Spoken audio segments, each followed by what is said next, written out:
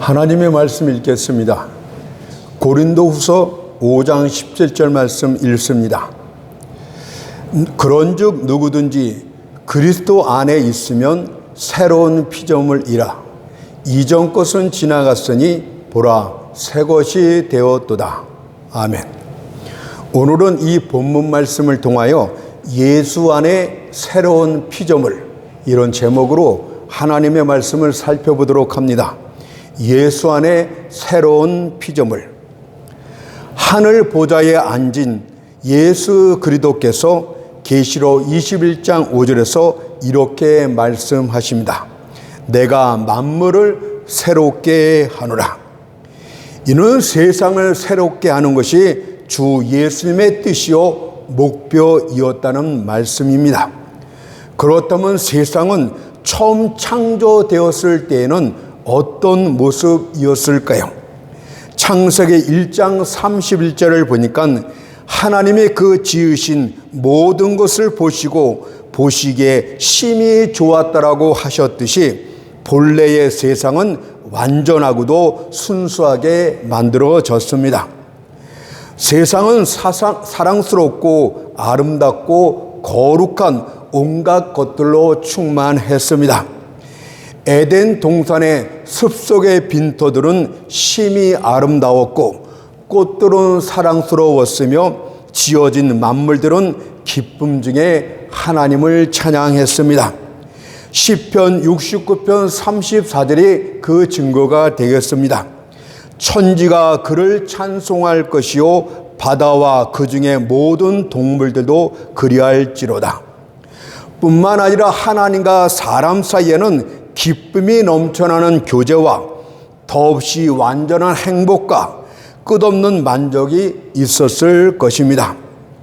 이 세상이 하나님이 창조한 본래 모습 그대로였다면 사람들은 나이가 차도 죽지 않고 엘리야처럼 하늘로 들려 올라갔을 것이며 경건한 그의 후손들은 세상을 사랑과 의로 다스렸을 것입니다. 그러나 이 모든 일들은 그저 환상에 지나지 않습니다. 옛뱀의 자치가 인간의 본성과 만났을 때, 그리고 죄악으로 인간의 본성이 뒤덮여졌을 때 창조의 아름다움은 다 파괴되고 말았습니다. 죄로 인하여 세상은 눈물의 장소가 되었고 사람의 성품과 인간성은 파괴되었고 모든 성향들은 삐뚤어졌으며 모든 사람들 위해 사망이 왕노릇하게 되었습니다. 그렇다면 도대체 세상이 이 지경이 된 이유는 도대체 무엇입니까? 태초에 하나님께서는 택하신 한 사람의 대표자 안에서 모든 사람들을 다루시기로 작정하셨습니다. 이것이 하나님이 정하신 대표자 방식이고 아담은 인류의 첫 대표자였습니다. 하나님께서는 첫 대표자 아담과 행위 언약을 체결하십니다. 그것은 아주 단순한 한 가지 계명만 지키면 되는 것이었습니다.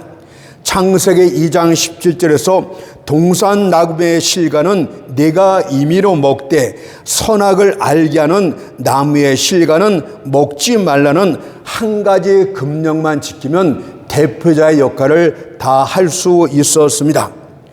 하지만 시편 49편 12절의 말씀처럼 사람은 존귀하나 장구치 못하며 라고 말씀하고 있듯이 아담의 순종은 그리 오래가지 못했습니다. 첫 대표자 아담은 하나님의 계명을 어겼고 범죄자로 밝혀졌으며 낙원에서 추방되고 맙니다. 그리고 대표자 방식에 따라서 그의 모든 후손들에겐 모든 인류에겐 심판으로 저주가 임했는데 그것을 로마서 5장 12절에서 이렇게 밝히 말씀합니다. 이러므로 한 사람으로 말미암아 첫 대표자 아담입니다. 이러므로 한 사람으로 말미암아 죄가 세상에 들어오고 죄로 말미암아 사망이 왔나니 이와 같이 모든 사람의 죄를 지었으므로 사망이 모든 사람 위에 이르렀느니라. 실제로 다윗은 자신이 태어났을 때부터 아담의 원죄를 갖고 태어난 죄인임을 탄식하며 이렇게 고백합니다. 시편 51편 5절을 보세요. 내가 죄악 중에 출생하였으며 모친이 죄 중에 나를 잉태하였나이다. 잉태하는 그 순간부터, 인간이란 존재하는 그 씨가 존재하는 그 순간부터 이미 아담의 원죄의 영향을 받았다는 고백입니다. 또한 로마서 3장 1절 2절을 보게 되면 모든 사람이 태어날 때부터 죄인이었다는 사실을 다시 한번 선포를 합니다. 기록한 바 의인은 없나니 하나도 없으며 깨닫는 자도 없고 하나님을 찾는 자도 없고 다 치우쳐 무익하게 되고 선을 행하는 자는 없나니 하나도 없도다. 이것은 죄의 경우일 뿐만이 아니라 사망의 경우에도 마찬가지입니다. 범죄한 아담을 향해서 창세기 3장 19절에서 너는 흙이니 흙으로 돌아갈 것이라고 심판의 말씀이 이르렀듯이 모든 사람들은 반드시 죽습니다. 우리가 살아있다는 이 확실한 사실만큼 명백히 우리는 죽을 것입니다. 혹이라도 우리가 무덤을 피할 수 있다는 생각을 하고 있다면 한낱 꿈에 불과합니다. 그것은 잠시 동안이라도 토론할 가치가 전혀 없는 게으른 꿈에 지나지 않습니다. 진실로 모든 사람이 죄를 지었으므로 사망이 모든 사람에게 이르러니나 이 말씀은 피할 수 없는 사실이 됩니다. 때문에 어떤 이들은 하나님이 정하신 대표자 방식에 대해서 못마땅하게 생각을 합니다. 왜 내가 아담의 죄 때문에 태어날 때부터 죄인이 된단 말이냐? 왜 사망의 형벌까지 받아야 된단 말이냐? 그것은 내 잘못이 아니지 않느냐? 참으로 하나님의 정하신 대표자 방식은 잘못되었다, 부당하다, 이렇게 저항을 합니다. 하지만 여러분이 못마땅하게 여기던 극구 반대를 하던 이 하나님의 정하신 진리는 바뀌지를 않습니다.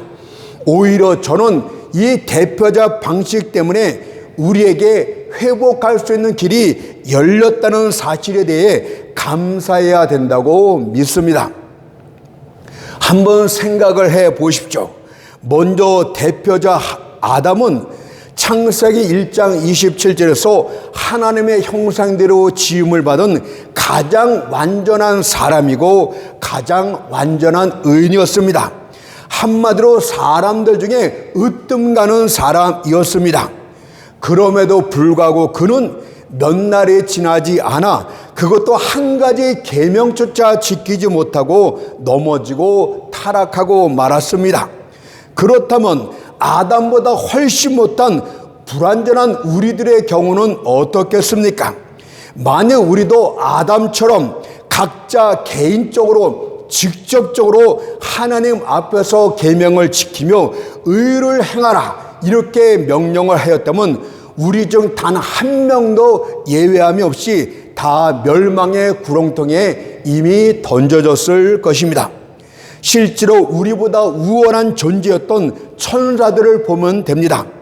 천사들은 사람들과 달리 하나의 대표자 방식에서 다루어지지 않았고 각자 개인적으로 자신의 처도를 지켜야 한다고 말씀하셨습니다.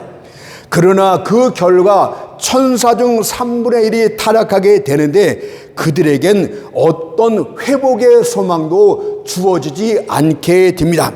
그들을 위한 대표자는 전혀 없었습니다. 다만 그들에겐 유다서 6절의 말씀처럼 큰 날의 심판까지 영원한 결박으로 흑암에 가두셨을 뿐이며 라고 말씀하고 있지 않습니까? 우리를 대표자 방식에서 다루었다는 것은 우리의 연약함을 아시고 우리가 이미 타락할 것을 창세전에 다 아시고 이 대표자를 통해서 우리를 구원하여 주시겠다는 하나님의 사랑에서 비롯되었다는 것을 기억해야 될 줄 믿습니다. 그래서 요한일서 4장 10절에 보니까 사랑은 여기 있으니 우리가 하나님을 사랑한 것이 아니요 오직 하나님이 우리를 사랑하사, 하나님이 그분 일방적으로 우리 인간들을 사랑하셨기 때문에 인간이 장차 지음을 받은 다음에 그들이 타락할 것도 다 아셨기 때문에 그들을 다시 구원할 방법을 마련하셨는데 그것이 바로 대표자 방식입니다. 우리들은 부정적인 측면에서 대표자 때문에 내가 망하게 되었다고 말하고 있지만 너희들은 그냥 두어도 다 망할 인생들이다. 내가 너희를 사랑했기 때문에 대표자 방식을 통하여 다시 한번 구원해 낼 것이라는 하나님의 사랑이었습니다. 에베소서 1장 4절이 그것 아닙니까? 창세 전에 그리스도 안에서 우리를 택하사, 이미 창세전부터 우리의 타락을 아셨기 때문에 그리스도 바로 구원자를 준비하셨고 그 안에서 우리를 제한적으로 선택하셨다, 이렇게 말씀하십니다. 그렇다면 왜 아담을 첫 대표자로 세웠단 말입니까? 처음부터 그리스도를 세우면 된 것이 아니겠습니까? 만일 처음부터 그리스도를 구원의 대표자로 세웠다면 인간의 교만은 즉각 하나님을 향해서, 하나님은 너무도 오지랖이 넓습니다. 인간 스스로 우리는 얼마든지 의에 이를 수 있습니다 하면서 자신의 교만을 드러냈을 것입니다. 자신의 지혜와 자신의 본분과 자신의 능력을 과대평가했을 줄로 믿습니다. 그래서 하나님께서는 어떻게 하신 것입니까? 인간 중에 가장 완벽한 사람 아담을 세우심으로써 인간이 완벽히 지음을 받았다 할지라도 하나님의 의를 절대 지킬 수 없다는 것을 이미 가르쳐 주신 것입니다. 뿐만 아니라 예수 그리스도가 이 땅에 오실 때까지는 많은 시간이 있었어요. 그것은 또 어떤 의미가 되겠습니까? 인간들에게서 하나님은 이렇게 말씀하신 것 같아요. 그래, 너희들이 하고 싶은 대로 다 모든 방법을 사용해 보아라. 너희들이 스스로 행위로서 의를 실천해 보아라. 그러나 너희가 결과는 아무것도 할 수 없다는 것을 깨달을 것이다. 그 인간들이 할 수 있는 모든 수단 방법을 다 사용한 이후에 방법이 없다고 그들이 느꼈을 때 하나님은 때에 맞춰서 예수 그리스도 구원자가 필요하다는 사실을 알게 하신 그 사실에 따라서 우리에게 그분을 보내주셨습니다. 마침내 인간은 어떤 식으로든 스스로의 행위로는 구원에 이를 수 없다는 것을 명확하게 역사 가운데서 가르쳐 주셨던 것인 거죠. 또한 아담은 하나님의 구원 계획 중에서 대표자에서 세워졌다는 또 다른 교훈을 가르쳐 줍니다. 이것은 아담의 대표자인 것처럼 장차 오실 예수 그리스도도 너희의 대표자라서 구속사역을 완성할 것이다, 이 말씀을 또한 가르쳐 준 거 아닙니까? 그래서 로마서 5장 14절을 보니까 아담과 예수 그리스도에서 이렇게 말씀하세요. 아담은 오실 자, 바로 예수 그리스도 진짜 하나님의 대표자의 표상이라, 바로 예표고 상징이고 모형이었다, 이렇게 말씀하세요. 하나님은 만세전부터 아담의 구원자 대표자가 될 것임을 알고 계셨다, 할 수 있었다고 생각한 것이 전혀 아니었다는 의미겠죠. 아담은 오실 자의 표상이라. 그렇다면 우리의 온전한 대표자가 되실 분은 어떻게 해야 되겠습니까? 하나님이 세우신 거룩한 율법을 다 지켜야 되는 것이고 하나님의 의를 완전히 충족시킬 수 있는 그런 분이 대표자가 되실 것이라는 뜻 아니겠습니까? 인간이 정한 의로서는, 인간이 설정한 의로서는 하나님의 법정 앞에서 결단코 의롭다함을 받지 못합니다. 인간들 스스로 저 사람은 의롭다 하다 할지라도 하나님의 법정에서는 결코 의롭다함을 받지 못합니다. 하나님의 의를 실천해야 되기 때문에 율법이 반드시 필요하다는 뜻이 되겠죠. 그렇다면 하나님의 의를 온전히 이룬다는 뜻은 무슨 뜻입니까?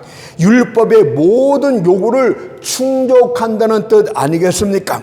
따라서 하나님의 율법을 만족시킬 대표적인 세 가지가 충족되어야 되는데, 첫째는 태어날 때부터 죄 없는 자로 와야만 율법의 요구를 충족할 기본적인 자격을 갖게 되는 것입니다. 왜냐하면 첫사람 아담의 범죄 이후에 육신의 혈통, 즉 남자와 여자 사이에 자연 출생자들은 태어날 때부터 아담의 원죄를 갖고 태어나기 때문입니다. 그것을 에베소 2장 3절에서 뭐라고 말합니까? 다른 이들과 같이 본질상 진노의 자녀이었더니, 본질상이란 뿌리라는 뜻 아닙니까? 너희가 태어날 때부터 인간의 태아로 시작하는 그 순간부터 이미 아담의 원죄가 너희에게 그 결과를 미쳤다, 이 뜻 아닙니까? 따라서 육신에 의한 자연 출생자는 누구도 우리의 구원자, 우리의 대표자가 될 수 없습니다. 그래서 아담이 범죄하자마자 에덴에 울려 퍼졌던 첫 원시복음이 무엇인지 아십니까? 여자의 후손이 오실 것이라는 것이 에덴에 울려 퍼졌던 첫 번째 복음이 됩니다. 왜 여자의 후손이라고 말씀하신 것입니까? 이는 남자가 없이 자연적인 출생이 아닌 여자의 몸을 빌어서 오실 것이라는 특별한 출생, 죄가 없는 몸으로 오실 것이라는 특별한 출생을 이미 예언한 것입니다. 이사야 선지자는 이 예언을 좀 더 명확히 하여 여자 가운데 결혼한 여자가 아니라 남자를 전혀 알지 못하는 처녀의 몸을 빌어서 이 땅에 오실 것이라고 말씀하셨어요. 이사야 7장 14절에 보니까 주께서 친히 징조로 너희에게 주실 것이라. 보라, 처녀가 아들을 낳을 것이요 그 이름을 임마누엘이라 하리라. 그리고 마침내 때가 참에 천사가 내려와 그 큰 은혜를 입은 여인이 바로 동정녀 마리아였음을 이렇게 말씀하십니다.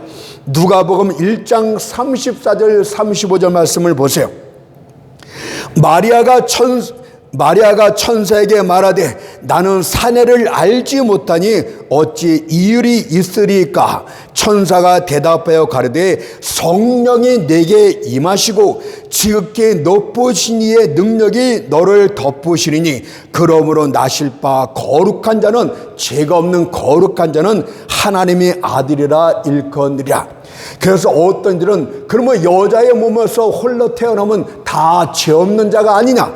여러분들 히브리서 말씀이 무엇입니까? 하나님의 마음에서부터 한 몸을 예비하실 때, 딱 한 몸만 예비하실 때요, 성령으로 잉태할 딱 한 몸만을 예비해 두셨다고 말씀하고 있듯이 모든 다른 예외성을 두지 마십시오. 하나님이 이미 인간들의 거역과 인간들의 반대를 다 하시고 한 몸을 미리 예비하여 두셨으니 예수 그리스도를 말씀하고 있습니다.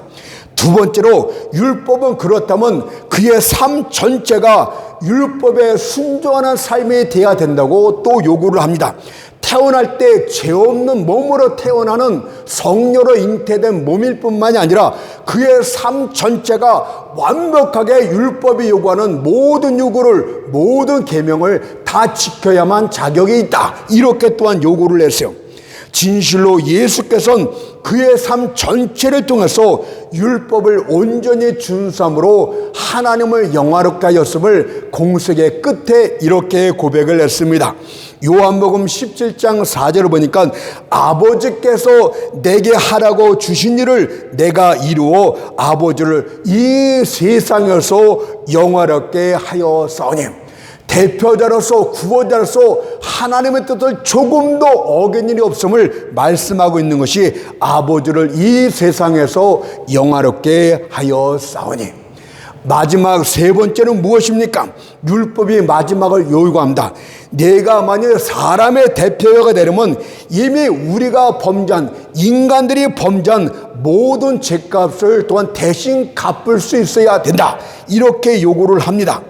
히브리서 9장 22절을 보니까 피 흘림이 없은즉 사함이 없느니라고 말씀하고 있듯이 한 사람의 죄사함을 얻기 위해서는 한 사람의 피 흘림 생명만이 필요합니다. 아무리 의인이 설령 존재한다 할지라도 그의 의겁근은 어떻게 합니까? 자신만 겨우 구원할 수 있다 이 뜻 아니겠습니까? 이미 첫 대표자 안에서 모든 사람은 죄인이 되고 말았어요. 모든 사람은 각기 죄사함을 얻기 위해서 생명을 내어놓아야 된다 그 뜻입니다. 따라서 대표자로 오실 분은 모든 사람들의 생명을 대신 갚을 수 있는 그런 피 흘림이 있는 그런 생명을 가진 자만이 가능하다. 율법이 이렇게 요구하지 않습니까? 그렇다면 과연 누가 그렇게 할 수 있습니까? 피조물은 안 됩니다. 천사도 더더욱 안 됩니다. 우리의 대표자는 바로 하나님 그분 자신뿐입니다. 왜냐하면 인간을 지으신 창조주 하나님만이 피조한 인간들의 모든 생명을 다 합친 것보다 더 귀한 분이시기 때문입니다. 성경은 예수가 하나님이심을 곳곳에서 구약과 신약에서 끊임없이 밝게 증거합니다. 예수님이 오시기 전에도 예수가 하나님이심을 증거했고 예수님이 이 땅에 오신 후에도 끊임없이 증거를 합니다. 로마서 9장 5절을 보세요. 그리스도가 저에게 나셨으니 구세주가 나셨는데 그리스도가 저에게 나셨으니 저는 만물 위에 계셔 세세의 찬양을 받으실 영원하신 찬양을 받으실 하나님이시니라. 아멘. 하지 않습니까? 그러나 예수께서는 또한 반드시 사람이기도 해야 합니다. 영원하신 하나님은 결코 죽을 수 없는 분이기 때문에 그분이 구원자로 오신다면 바로 사람으로 오셔서 피 흘려 죽으셔야 했기 때문입니다. 또한 그분은 사람의 대표자로 세워야 되기 때문에 반드시 사람으로 또한 오시는 것도 합당한 이유가 되겠습니다. 그래서 하나님께서는 그분이 사람이 되어 이 땅에 오셨고 또한 죄값을 치르기에 십자가에서 피 흘려 죽으셨다는 사실을 함축적으로 이야기하고 있는 말씀이 빌립보서 2장 6절 8절 말씀이 되겠습니다.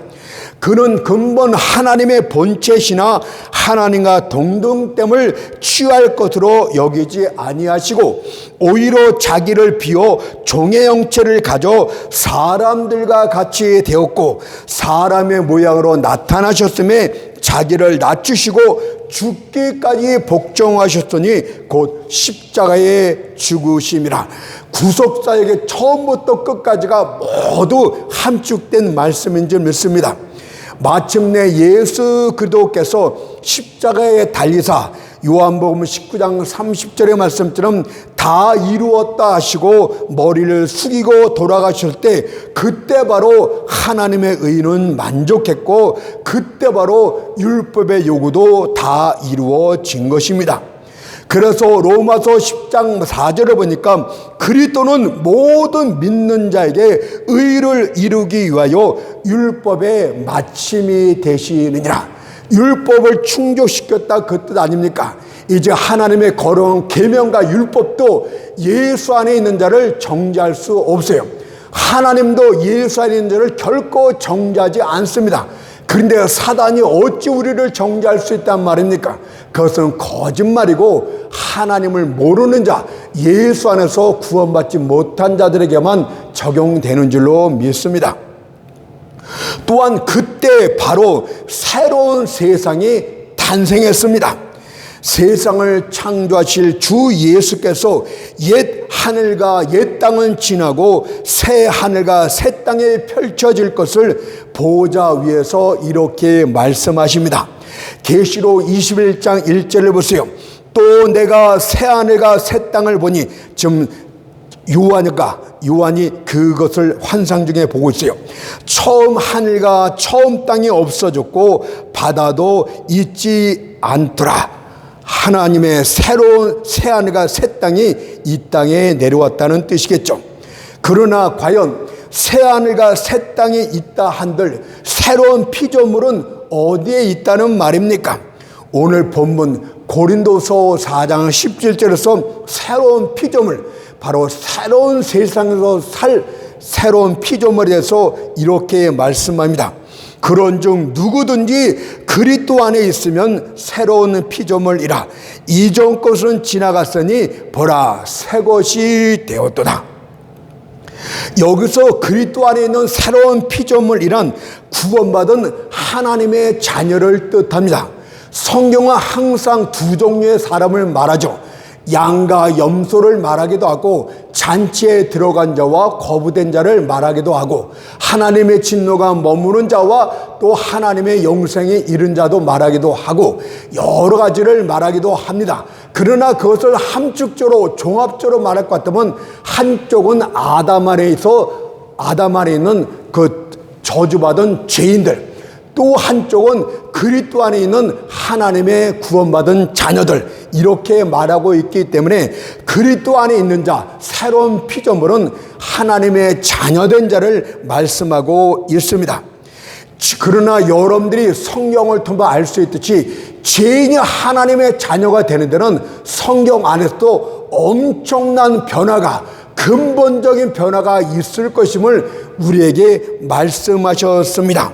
하나님의 자녀가 되는 데는 성경을 보니까 두 가지 근본적인 변화가 나타나는데, 첫째는 법적인 변화가 있다고 합니다. 그것을 양자 입양이라고 합니다. 우리는 또한 그것을 의롭다함을 받을 때 하나님의 양자가 되는 것입니다. 두 번째는 실질적인 변화입니다. 우리가 법적으로 양자가 되었습니까? 외적으로 하나님의 자녀가 되었습니까? 그 인간들은 어떤 고아원에서 그 한 아이를 자기 호적에 올려놓으면 거기에서 끝나죠. 양자 입양으로서 그냥 법적으로서만 끝나게 됩니다.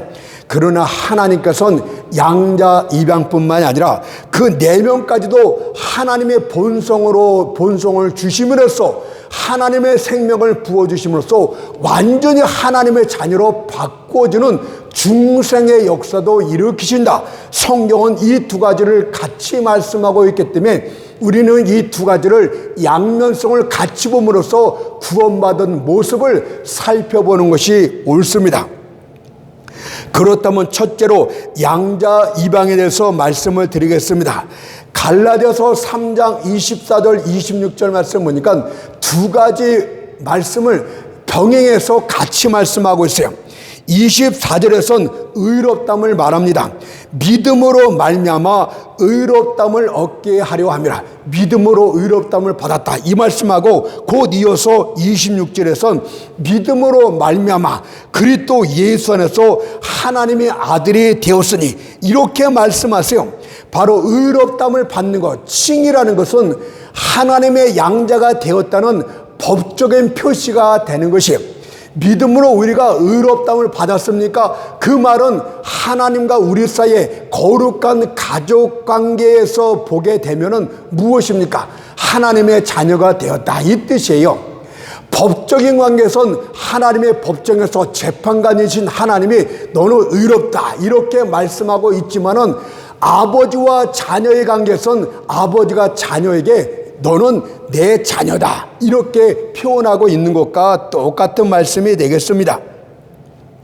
사실 하나님의 아들은 예수 그리스도, 그분의 독생자 예수 그리스도 한 분뿐입니다. 우리들은 엄밀하게 말하고 정확하게 말하면 하나님의 양자가 되는 것입니다. 그러므로 누구든지 예수를 믿기만 하면 먼저 하나님의 법정에서 의롭다, 너는 의로운 자다, 이런 칭의를 받고 이어서 아버지와 자식 간의 관계에서 하나님이 너는 내 아들이다, 이렇게 입양 선언을 하는 것과 똑같습니다. 따라서 모든 것에 칭의와 양자에는 믿음이라는 것이 중요하고 있듯이 믿음이 바로 그래서 구원의 본질이 되는 것입니다. 사도 바울이 빌립보 감옥에 갇혔을 때 간수가 그에게 이렇게 질문을 합니다. 사도행전 16장 30절을 보니까 내가 어떻게 하여야 구원을 얻으리까? 구원 얻는 방법, 세상 사람들은 이런저런 방법들을 말하지만 내가 어떻게 해야 구원을 얻으리까? 그 방법을 바울에게 묻습니다. 바울이 딱 한마디 합니다.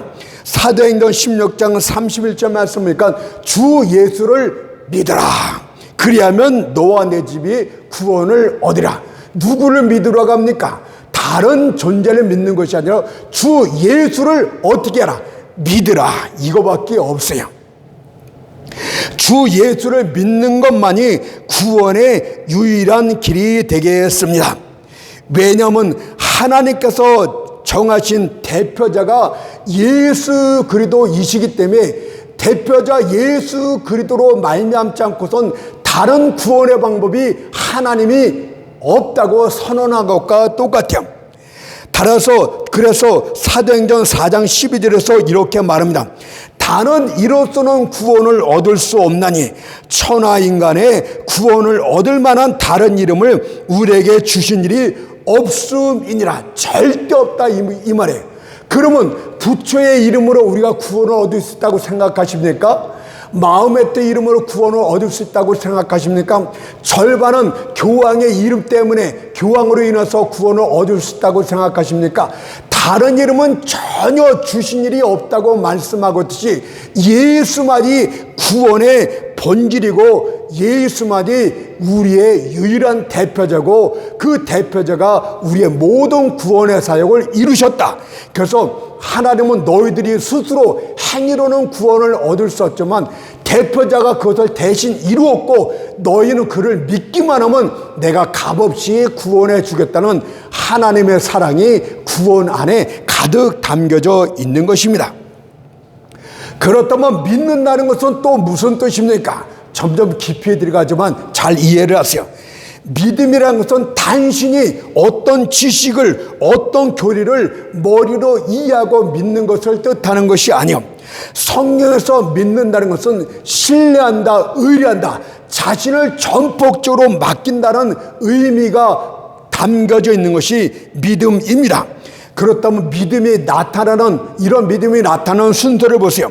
로마서 10장 17절을 보니까 믿음은 들음에서 나오며 들음은 그리스도의 말씀으로 말미암느니라고 말씀하고 있듯이 믿음이 처음 객관적인 보편적인 성경 진리를 얻기 위해서는 반드시 성경 말씀을 들어야 돼요. 그런데 목사들이 성경 진리를 말하고 있지 않아요.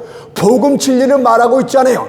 괜히 자기의 엉뚱한 자랑거리, 엉뚱한 정치 얘기만 합니다. 그러니 거기서 어떻게 구원의 역사가 일어납니까? 믿음은 반드시 들어야 됩니다. 그리고 그 들음은 그리스도의 말씀, 바로 예수에 관한 것, 복음의 진리를 들을 때 성령의 역사하심으로써 믿음이 생겨납니다. 여러분들 그렇다면 믿음에서 여러분들 스스로 아부하지 마세요. 나는 어떤 신기한 꿈을 꾸었어. 그래서 구원받는 것이 확실해. 거짓말 치지 마세요. 성경을 바꾸려 하지 마십시오. 나는 환상을 보았어. 나는 꿈에서 예수님이 나타나는 것을 보았어. 나는 방언을 랄랄라해. 여러분들 다 믿음이 생겨나는 방법이 아니에요. 여러분들에게 아부하는 가상적인 것이고 가증한 것들에 지나지 않습니다. 그리고 복음을 듣게 되면 여러분들 그 진리를 먼저 믿어야 됩니다. 그 다음에 이것이 신뢰하는 믿음이 되기 위해서는 어떻게 됩니까? 그 진리에 자신을 전폭적으로 맡겨야 됩니다. 그리스도에 관한 어떤 진리를 들었다면 그리스도에 관한 그 진리에 내 자신을 그대로 접목시켜서 거기에 자신을 맡기는 것이 바로 진짜 믿음입니다. 예를 들어서 요한일서 2장 2절에서 저는 우리 죄를 위한 화목제물이니 우리만 위할 뿐 아니요 온 세상의 죄를 위하심이라. 이런 말씀을 성경 말씀을 들었다 칩시다. 그렇다면 신뢰하는 진짜 믿음은 이렇게 행동을 하게 됩니다. 주여 당신은 하나님과 우리 사이에 화목제물이 되셨음을 내가 성경 진리를 돌아서 알았나이다. 당신이 바로 우리 죄를 위해서 피 흘려 죽으심을 알았나이다. 그러니 이제부터 내가 나의 모든 것을 당신의 피에 화목제물 되신 당신께 내 자신을 의탁하겠나이다. 이렇게까지 나아가는 것이 바로 진짜 믿음입니다. 계속 제가 진짜 믿음에서 말씀을 드릴게요. 성경의 믿음의 비유를 이렇게 말씀하세요. 베드로전서 2장 6절 말씀 보니까 보라 내가 택한 보배롭고 요긴한 모퉁이돌을 시온에 두노니 저를 믿는 자는 부끄러움을 당치 아니하리라. 여러분들 예수 그리스도를 건축에 사용하는 모퉁이 돌이라고 모퉁이 기초석이라고 말했어요. 그렇다면 그 위에 올려놓는 돌은 이렇게 말씀해야 되는데 그 다음에 확 말이 바뀝니다. 저를 믿는 자는 무슨 뜻입니까? 예수라는 모퉁이 기초 속에 자기의 전 인격을 자신의 모든 생명까지도 영혼까지도 올려놓고 내어 맡기는 것 자체를 뭐라고 말하는 거예요? 올려놓는 행위를. 그것을 성경은 믿음이다 이렇게 말씀하고 있는 것 아닙니까? 여러분들 그렇다면 기초 속에 믿지 못할 가짜가 되어서 모래 같은 기초 속에 되어서 무너졌다고 칩시다. 그러면 완벽히 거기에 의탁한 자신도 망할 것이 아니겠습니까? 예수와 자신을 완전히 하나로 진짜 하나로 된 상태의 믿음이 진짜 믿음이에요. 천주교처럼 발은 한쪽은 내 행위로 놓고 반쪽은 예수에 놓고 이런 구원은 없습니다. 기초석 위에 올려놓는 것이 저를 믿는 자는 이렇게 말하고 있죠.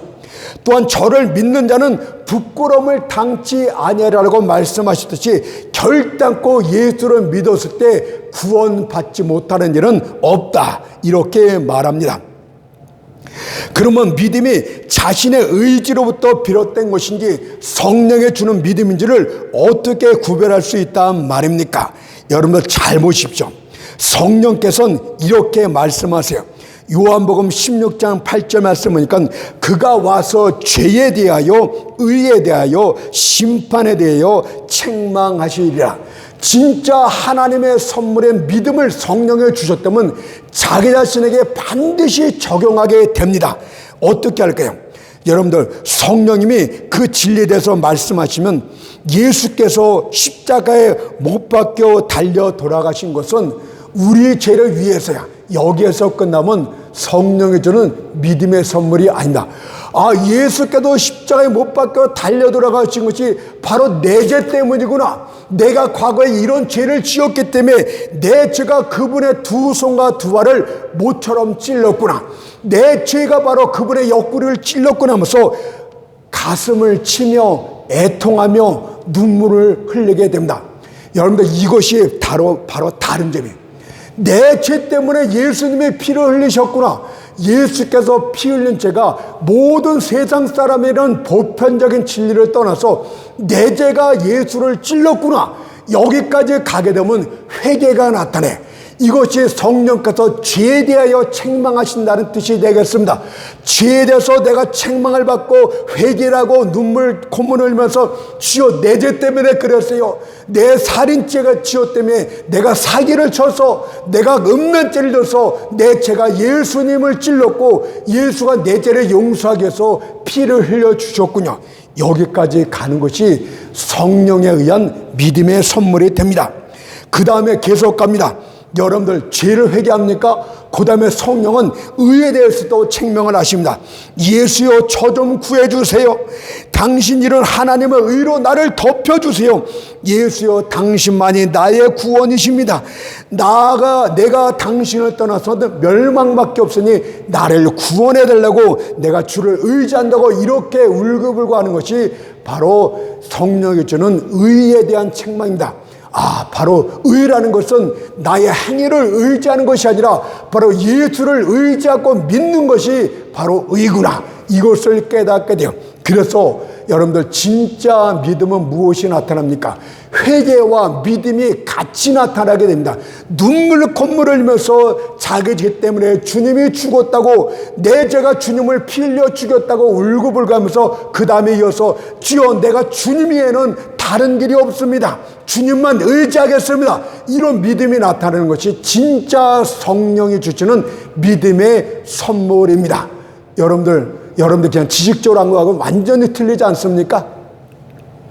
그래서 마가복음 1장 15절에 보니까 때가 찼고 하나님의 나라가 가까웠으니 그 다음에 뭐라고 말씀하십니까? 회개하고 복음을 믿으라. 회개와 믿음이 반드시 같이 나타나게 되는 줄로 믿습니다. 이제 칭의를 알았습니까? 하나님 앞에 법정에서 의롭다함을 받는 것 자체가 법적으로 하나님의 자녀가 된 것이고, 믿음이란 바로 우리의 인간적인 지식에서 끝나는 것이 아니라 바로 내재 때문에 자신에게 적용시킴으로써, 성령에 적용시킴으로써 죄가 내죄 때문에 예수가 피 흘려 죽였고, 내가 예수만 의지해야만 의롭다함을 받고, 이거를 철저히 스스로가 거치는 체험이 있다는 뜻이겠죠. 두 번째는 성령으로 인한 중생이 나타납니다. 중생은 뭡니까? 우리에게 하나님의 자녀가 되는 성품, 본질을 주는 것이 중생입니다. 우리는 성령을 믿음으로써 구원받지 않습니다. 혼동하지 마세요. 성령을 믿음으로 구원받지 않아요. 우리는 예수 그리스도를 뺀 하나님을 믿음으로써 구원받지도 않습니다.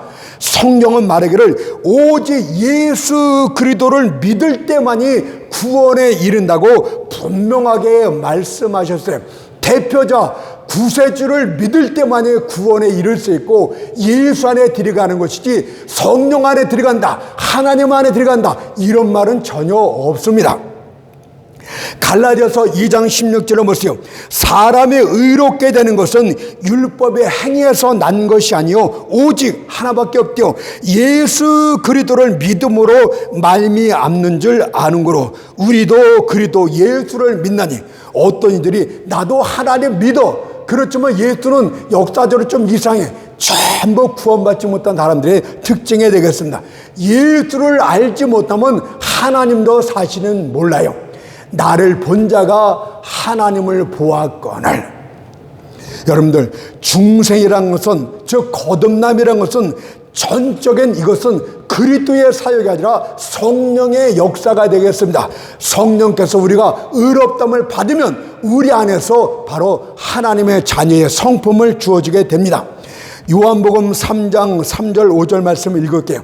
사람이 거듭나지 아니하면 하나님 나라를 볼 수 없느니라. 니고데모가 가르되 사람이 늙으면 어떻게 날 수 있겠삼나이까? 두 번째 모태에 들어갔다가 날 수 있겠삼나이까? 예수께서 대답하시되 진실로 진실로 내게 이르노니 사람이 물과 성령으로 나지 아니하면 하나님 나라에 들어갈 수 없느니라고 말씀하셨어요. 여러분, 그리스도로 의롭다함을 받는 칭의와 성령으로 인한 중생, 이 두 가지가 항상 같이 간다는 것을 잊지 마세요. 여러분, 중생에도 중자라는 의미는 무거울 중자를 말합니다. 바로 육신적인 출생과 달리 성령으로 인한 출생은 무겁고 영광된 출생이라 해서 중생, 이렇게 표현을 합니다. 죄와 허물로 죽었던 영혼이 하나님의 생명, 영생으로 되살아나는 것 자체가 중생, 거듭남이다, 이렇게 표현하고 있죠. 베드로전서 1장 23절에서 말합니다. 너희가 거듭난 것이 썩어질 씨로 된 것이 아니요 썩지 아니할 씨로 된 것이네. 그렇다면 왜 썩지 않을 생명으로 된 것이니, 이렇게 말하면 더 좋은데 왜 썩지 않을 씨라고 말씀하고 있는 것입니까?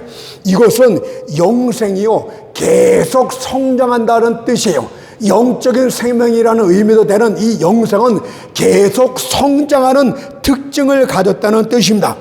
생명 자체는 완전하지만 그 정도의 크기가 다르다는 뜻이에요.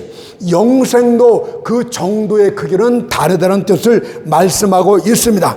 어린아이의 생명이나 장성한 어른의 생명은 똑같은 동일한 생명이지만 그 정도 차이가 다른 것처럼 영생 또한 그렇습니다. 적은 영생이 있다면 풍성한 생명도 있는 것 아니겠습니까? 요한복음 10장 10절에서 말하기를 내가 온 것은 양으로 생명을 얻게 하고 더 풍성히 얻게 하려 하심이라고 했습니다. 따라서 더 풍성한 생명으로 자라기 위해서는 어떻게 해야 됩니까? 여러분들의 삶 가운데서 경건에 이르는 연습을 계속해야 됩니다. 여러분들의 삶이 사랑으로 충만해야 됩니다. 여러분의 삶이 기도와 찬양의 삶이 되어야 됩니다. 여러분의 삶이 영적 삶이 되어야 되고 하나님께 헌신된 삶이 되어야 됩니다. 눈으로 보는 믿음에 안주하지 않고 믿음을 행동으로 옮기는 삶을 살아야 됩니다. 팔다리만 움직이는데 그치지 않고 독수리의 날개치며 올라간 같이 비상하고 다름박질하는 그런 믿음의 삶을 살 때 영생이 성장하게 되는 것입니다. 또한 중생의 또 다른 의미는 우리 안에 새로운 성품, 즉 하나님을 닮은 성품을 심어 놓았다, 이런 의미도 갖겠죠. 베드로서 1장 4절에서 이 약속으로 말미암아 너희로 신의 성품에 참여하는 자가 되게 하려 하였으니 라고 말씀하는 것이 그 뜻입니다. 따라서 중생은 본질적인 변화를 가져요. 겉모습으로 우리가 거룩거룩하면서 경건하게 외식적인 자가 있지 않습니까? 그것은 인간적인 방법이고 하나님의 거룩은 내면으로부터 시작해요. 내면으로부터 시작해서 밖으로 흘러나오게 되는 것입니다. 중생을 해서 본질적인 내면, 마음, 성품부터 바뀌어서 행동이 바뀌어진다고 말씀하고 있듯이 중생은 흑인들의 피부를 닦아주는 것이 아니라 거무 피부를 희게 만드는 역사입니다. 사자가 잘 길들여지는 것이 아니라 사자가 어린 양처럼 바뀌는 것이 중생이다, 이렇게 말해요. 얼마나 자연스러운 모습입니까? 억지로 사람들, 성도들 앞에서 거룩한 척하면 얼마나 집에 가면 힘들겠어요. 그리고 중생한테는 순간적으로 이루어진다고 말하고 있습니다. 따라서 우리가 내가 언제 거듭났는지 잘 모르겠어, 이것은 잘못된 것이 아니고 아는 것이 오히려 이상한 것 아니겠습니까? 그죠? 여러분들 출생한 그 순간 기억합니까? 못해요. 내가 좀 자라오면서 이런저런 기억하면서 내가 어머니 태에서 내가 태어났구나, 이렇게 아는 것뿐이지. 중생도 똑같아요. 중생으로 나타난 뒤의 결과를 우리가 종종 회심이란 단어를 써요. 회심이란 마음과 성품이 바뀐 것, 삶이 바뀐 것을 말하는데 본문에서는 이것을 새로운 피조물이다, 이렇게 표현을 달리한 것뿐입니다. 회심한 자들이다, 이렇게 말하는 것이 새로운 피조물이 되었다, 이렇게 말하는 것이. 그리고 회심은 다른 단어가 아니고 중생하게 되면, 썩어질 씨가 내 안에 심겨지게 되면, 하나님의 성품이 내 안에 들어오게 되면 이것의 결과가 외적으로 나타나는 것을 회심이다, 이렇게 말하고 있고, 회심하는 과정을 말하는 것이 성화되어 간다, 성화 과정이다, 이렇게 말하고 있는 것을 여러분들 기억해야 될 줄 믿습니다. 그래서 회심하면서 여러분들이 달라진 모습에 대해서 고린도서 4장 17절이 말하고 있는 거예요. 이전 것은 지나갔으니 보라 새 것이 되었도다. 이것이 회심에 점점 이전 것은 다 사라지고 새 것이 되어지고 새 사람으로 지어져 가는 것입니다. 매춘부들이 점점 정숙해지고 주정뱅이들이 그들의 술잔을 던져버리고 바리새인들이 자기 일을 세웠던 교만을 버리고 죄인으로서 주께 나오는 것이 회심의 특징이 되겠습니다. 하나님을 모독하고 욕한 자들이 은혜로워지게 되고, 행실이 나빴던 자가 거룩하게 되고, 부도덕한 자들이 사악한 쾌락을 버리고 하나님을 섬기는데 행복을 느끼는 것 자체가 바로 회심입니다.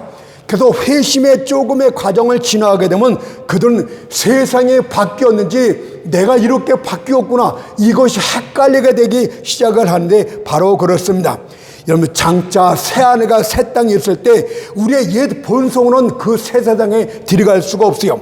새 세상이 창조되는 것처럼 여러분도 새로운 피조물이 되어야 됩니다. 마지막으로 여러분들 중생과 칭의는 구약을 보니까 하나님의 성막을 짓는 것과 똑같아요.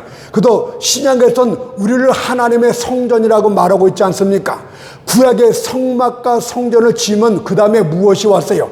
하나님의 영광의 거위에 머물렀던 것처럼 우리 하나님의 성전이 칭의 의롭담을 받고 중생 하나님의 자녀의 본소를 얻게 되면, 바로 성전으로 건축이 되면 그때 성령님이 내 안에 내주하시는 거예요. 그때 성령님이 내 안에 실제로 내주하시면서 뭐라고 그럽니까? 그때 성령으로 말미암아서 성령님과 내가 함께 하나님 향해서 뭐라고 고백합니까?